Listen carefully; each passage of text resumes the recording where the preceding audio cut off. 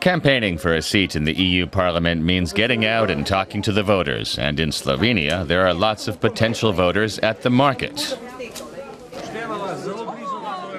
At age 26, Nežika Pavlić is the youngest candidate for the centre-right SLS party. She's out to mobilize the young vote, but there aren't many young people at the farmers' market. Strolling through town and the marketplaces, I see mostly older people. You generally meet the younger ones elsewhere, but it's hard to reach them. In Sweden, Amelia Anishdottir has got an early start to Karlskrona, where she studies digital communications. So when she talks about data security in the EU, she's in her element. Amelia is 27 and currently the youngest member of the European Parliament. But she knows more about internet issues than any of the others. I try to create better relationships between policy and technology. And how are we influenced by technologies? What is the correct policy to have with respect to that influence? Amelia represents Sweden's Pirate Party. The internet is an important issue in Sweden and to the pirates. No wonder the party originated here. Probably because I work with digital media here, I don't really mind handing a lot of data over, but at the same time it's nice to know what happens with it, just to sort of have an overview.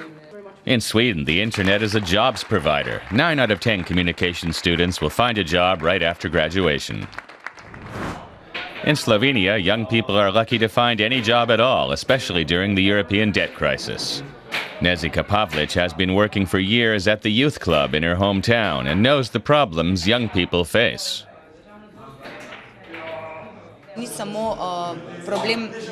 Unemployment and dependence upon parents is a problem for young people all over Europe. But unfortunately, it's at its worst in Slovenia. Young people have a hard time getting on their feet here because there just aren't any jobs.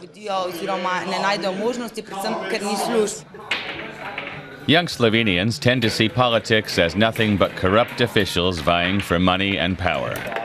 Hardly any other profession has as bad an image here. Public interest in the European parliamentary elections is low.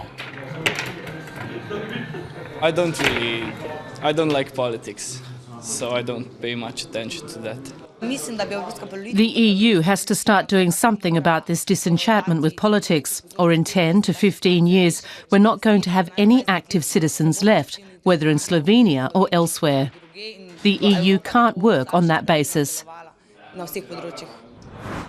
Amelia drops by a school in Runebu.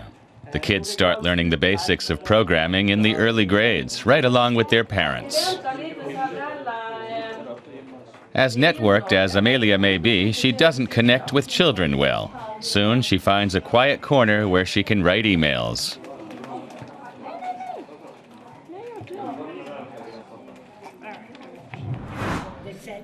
Nežika Pavlić visits an exhibition on lace making, a Slovenian tradition that many children here learn early on.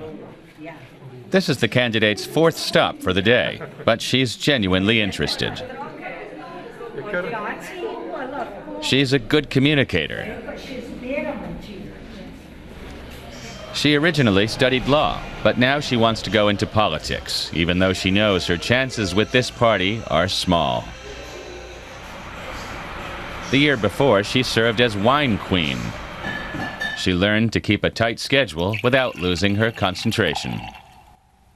I've been so active that lots of people have gotten to know me. They've seen that I have talent and I can do something positive for our country. Amelia takes a different approach. Late in the evening, she meets with other activists to organize a poster campaign. The pirates don't seem to have much wind in their sails yet. All political elections are always won by, hard work, but also a fair bit of luck. So I'm very lucky, fortunately, so we'll see how far that gets me. On her road to the European Parliament, Nežika Pavlić has to contend with Slovenia's voter apathy and disillusionment with the EU. But she has high hopes. Of course, it'd be wonderful for me to become a member of the EU Parliament.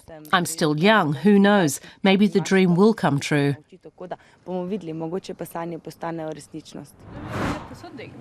By the time Amelia sets off to put up her posters, it's late at night. But even if she wins re-election to the European Parliament, she says it won't mean she's joined the political establishment.